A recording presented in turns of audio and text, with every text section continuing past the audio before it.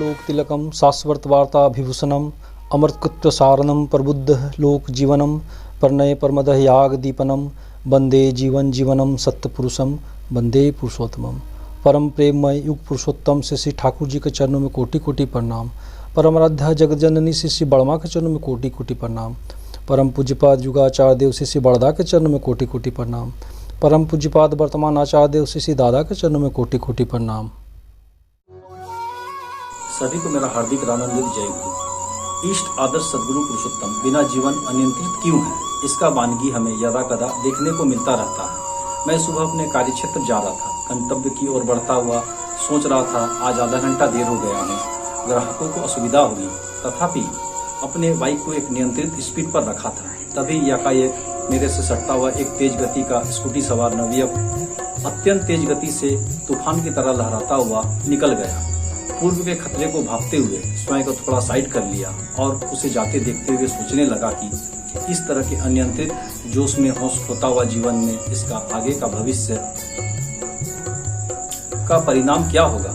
जीवन में तेज गति से सब कुछ पा लेने की अंधी चाह मनुष्य को लक्ष्य से भटका दिया है। जीवन में ऐसे अनगिनत घटी छोटी मोटी घटनाएं सोचने को मजबूर करता है कि आज की पीढ़ी जीवन को सही अर्थों में कितना और किस तरह समझ पाया है। प्रत्येक कार्य में व्यग्रता, अधैर्य, क्रोध, मानसिक विकार, बुद्धि व निर्णय लेने में अस्थिरता, छोटे बड़े का सम्मान नहीं, एक शब्द में जीवन सुनियंत्रित नहीं, संयमी नहीं, जीवन को सही दिशा एवं दशा देने का ज्ञान का भान होना अति आवश्यक है। और भविष्य को भांपते हुए मनुष्यों के उत्थान विवर्तन के लिए परम दयालु पुरुषोत्तम श्री ठाकुर जी ने इससे बचने और बचकर बढ़ने के लिए सूत्र, फार्मूला, मंत्र दिए जो प्रत्येक के लिए अनुसरणीय, पालनीय है, जिसमें ही जीवन की अस्थि वृद्धि का अस्तित्व टिका है और इसकी उपेक्षा आत्मघाती है। आज इन्हीं सब समस्याओं को देखते हुए परम दयाल श्री ठाकुर जी के दिए गए व्रत का पालन सत्य दीक्षा के बाद अग्रगति को बनाए रखने के लिए करना चाहिए, जिससे जीवन को परमात्मा को जानने समझने की गहराई आए, मनुष्य परिपक्व हो, संवेदनशील हो। आज मनुष्य जीवन में दुखों का मुख्य कारण है असंवेदनशील होना, और इस संवेदना को अंतर में जागृत करने का व्रत है स्वस्थैनी, जो मनुष्य में चेतनता की चरम उपलब्धि करवाती है। स्वस्थैनी शब्द सु जोड़ अस्थि जोड़ अयन से बना है। सु का अर्थ होता है अच्छा, अस्थि का अर्थ होता है रहना और अयन का अर्थ होता है पथ। अर्थात स्वस्थैनी का अर्थ हुआ भालो थकार पथ, अच्छा रहने का पथ। स्वस्थैनी के अंतर्गत पंचनीति का पालन आवश्यक है। तभी तो कहा गया है स्वस्थैनी गृहत्वा यह पंचनीति सम्मनिवितम जाति स्मर तत्व माम नीति क्षेम सदा विदंती। अर्थात स्वस्थैनी ग्रहण करके जो पंचनीति का सम्यक पालन करते हैं वे अपने जीवन में अखंड स्मृतिवाही चेतना की प्राप्ति करके सदा कल्याण और कुशलता को प्राप्त होते हैं। अब जो कथा वार्ता आपके निकट कह रहा हूँ वह आलोचना प्रसंग खंड 13 से ली गई है। इसमें स्वस्थैनी संबंध में परम दयाल श्री ठाकुर जी ने कहा है जो है। उमा शंकर दा ने प्रश्न किया कि स्वस्थैनी क्या है, इष्टवृत्ति तो है ही। इस प्रश्न के उत्तर में श्री ठाकुर ने कहा कि स्वस्थैनी एक व्रत विशेष है, 5 नीतियों को लेकर स्वस्थैनी है। इसमें कर्मोन्नति में कोई अंतराय नहीं होता, बल्कि उन्नति पथ पक्ष में अपरिहार्य रूप से गुणों के समूह आयत होते हैं, जिसके करने से सर्व प्रकार के अमंगल दूरीभूत होते हैं और मंगल का पथ प्रशस्त होता है। इसके अतिरिक्त ग्रहों का खंडन होता है। ग्रह माने that which makes one's intellect obsolete, जो मनुष्य की बुद्धि को अभिभूत करे, जैसे शनि ग्रह, राहु ग्रह। इस व्रत की मूल बात हुई कि युगपथ 5 नीतियों का पालन करना है। पहला, शरीर को इष्ट पूजा का यंत्र जानकर सुस्त और सहनपटु रखना होगा। दूसरा, मन में प्रवृत्ति का जो भी झोंक आवे उसे इष्ट स्वार्थ और इष्ट प्रतिष्ठा में नियंत्रित करना होगा। तीसरा, जो भी अच्छे भाव मन में आवे उन्हें तत्क्षण कार्य में रूपायित करना होगा। चौथा, पारिपार्श्विक की अस्थि वृद्धि को अपनी अस्थि वृद्धि समझकर याजन सेवा के द्वारा इष्ट की ओर आकर्षित करना होगा, ताकि परिवेश उन्नतशील चलनशील हो सके।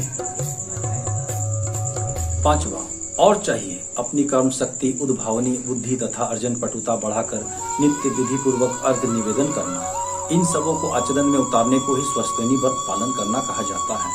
सूर्य का जिस प्रकार प्रतिदिन संक्रमण होता है, एक क्षेत्र से जब दूसरे क्षेत्र की ओर जाता है तब उसको संक्रांति कहते हैं। स्वस्थैनी व्रत का निष्ठापूर्वक प्रतिदिन नीति विधि का पालन करने से सूर्य के साथ साथ वही वर्तिनुयायी जीवन चलने के क्षेत्र में धीरे धीरे एक नई जगह में अनुप्रवेश करते हैं। इसी इष्टोभिमुखी संक्रमण के द्वारा परवर्ती के नागपाश से हम लोग मुक्ति लाभ कर पाते हैं।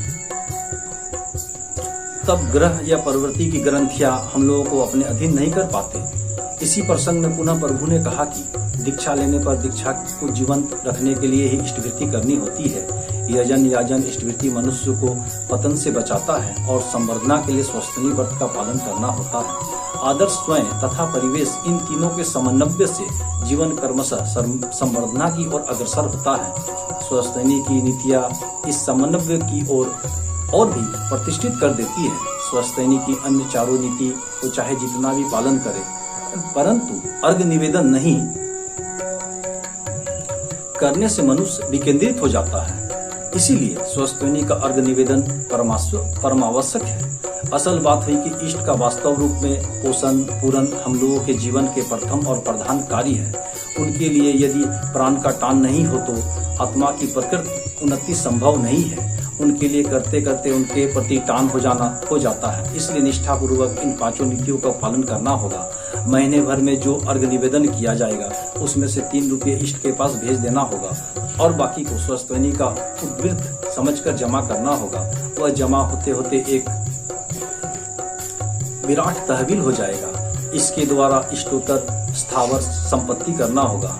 तुम सेवायत होने के नाते प्रतिवर्ष इस संपत्ति की आय का 1/5 भाग ले सकते हो, परंतु 4/5 भाग पर इष्ट का अधिकार होगा।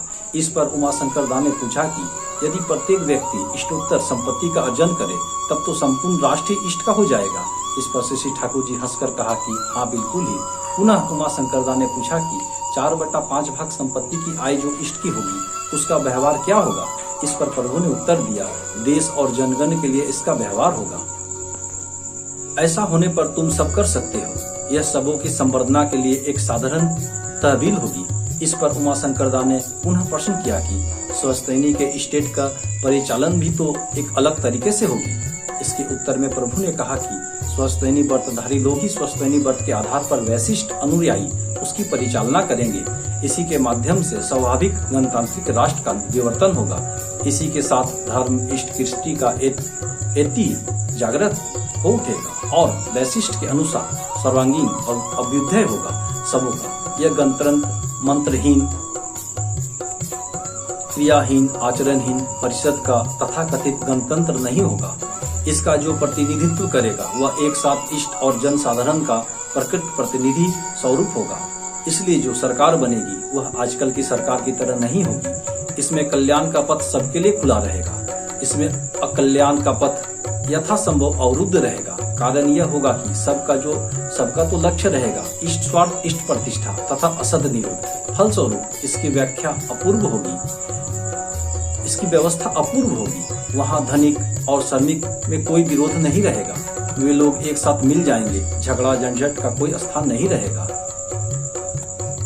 आलोचना प्रश्न 10वां खंड के कथावार्ता का अंश।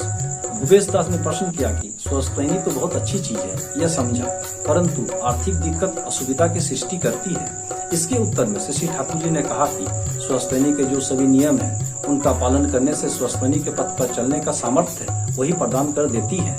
यही तुम्हें अग्रसारित कर देगी। जिस कारण से अर्थाभाव होता है उन्हीं कारणों के निरसन के हेतु स्वस्थैनी के नियमों का पालन करना होगा। केवल अर्घ्य निवेदन ही स्वस्थैनी नहीं है, वह है 5 नियमों में अन्यतम। एक साथ 5 नियमों का पालन करना ही स्वस्थैनी का पालन करना हुआ। श्री ठाकुर जी के वाणी में है, स्वस्थैनी जो जन करता जीवन वृद्धि उसे ही धरता। बचने बढ़ने के उन्नयन में वाहन उसका धर्म ही रहता। महाज्योति के विकर्ण में बाधाओं को चूर्ण ही करता। प्रश्नोत्तरी कर्म में योगेश्वरदास ने प्रश्न किया कि यदि हम लोग यथासंभव स्वस्थैनी के 5 नीतियों का पालन करें तो इसका फल क्या होगा। इसके उत्तर में प्रभु ने कहा कि ऐसा करने से कोई भी विपर्य तुम्हारे चलन को व्याहत नहीं कर सकेगा। तुम्हारा नियंत्रित गुण खराब को मंगल परसु बना देगा। मनुष्य के ऊपर तुम्हारा प्रभाव पड़ेगा, तुम्हारा कर्म और तुम्हारी आय बढ़ जाएगी। इसके अंदर कोई अलौकिकता नहीं है। नित्य यदि साधना करो और साधना का फल यदि किन्हीं छिद्रों के द्वारा निकल जाए तो कोई लाभ नहीं, परंतु यदि वे छिद्र बंद हो जाए तब तो संचित फल मिलेगा ही। हुबहू स्वस्थनी के पथ पर चलने से तुम्हारी उन्नति तुम्हारी मुट्ठी में आ जाएगी। फॉर्मूला पर अंक को ठीक से बैठाने पर तो उत्तर मिलेगा ही। ठाकुर जी वाणी में कहते हैं, यह अदूर मानस चचु से देख खड़ी है स्वस्थनी, त्रिशूल माथे पर बरज अनल, रुद्र हास में दैन्य घनी, 5 आयुध मंत्र तेज में चमकता, अंक में गोजा, अमर करने का वर अभय, दैन्य विष का पुण्य ओझा, अभी भी तुमको है समय, उठो मत हो स्वस्ति गान में, माँ की पूजा में हृदय बांध ले, स्वस्थनी नाचे प्राण में। केदारदास ने दयाल ठाकुर से प्रश्न किया कि जाति की अर्थनैतिक उन्नति क्या स्वस्थनी पर निर्भर करती है। इस प्रश्न के उत्तर में प्रभु ने कहा कि अर्थनैतिक उन्नति ही केवल क्यों, सर्वविध उन्नति ही स्वस्थनी पर निर्भर करती है। इसलिए स्वस्थनी का क्षेत्र जितना बड़ा बनावेंगे उतना ही अच्छा होगा। स्वस्थनी व्रतधारी का अर्थ मैं समझता हूँ ईश्वर का आदमी, धर्म और कृष्टि का आदमी। वास्तव आचरण करने से उसके स्पर्श में जो भी व्यक्ति आएगा वह उत्समुखी होगा ही, जीवन वृद्धि मुखी होगा ही। इसी के अंदर में संगत व्यक्तित्व का उद्भव होगा और दुनिया की आबोहवा ही बदल जाएगी। कुछ लोग भी इस तरह के हो जाए तो दुनिया की हवा ही बदल जाएगी। ठाकुर जी की वाणी में है, जीवन विवाह स्वस्थनी, जात की बीमा भी वही स्वस्थनी, अवज्ञा से कैसे पाओगे सूत्र ही, लेन देन में उपचय को संगति हो जिससे, अर्थनीति की चुमकी तू समाधान में रहे उसके, इसी से कहता पागल पंडा, स्वस्थनी ही धर, अपने बचाओ देश को, धरना नहीं और पर। तभी केदारदास ने लोगों में आता है संशय को देखते हुए प्रश्न किया कि स्वस्थनी करने पर भी यदि नाना विपत्तियां आती है तो मन दुर्बल हो जाता है और आदमी सोचता है कि इसके करने से लाभ ही क्या हुआ। इसके उत्तर में प्रभु ने कहा, हम लोग तो ग्रह के हाथ में ही है, अवसर पाते हुए चढ़ जाते हैं। अतः जब हम विपत्ति में पड़े और स्वस्थनी के पालन में भी स्थिर हो जाएं, तो ग्रह हम लोगों पर पूरा अधिकार जमा लेता है। इसलिए विपत्ति आने पर और भी कठोर होकर स्वस्थनी के नियमों को पालन करना चाहिए।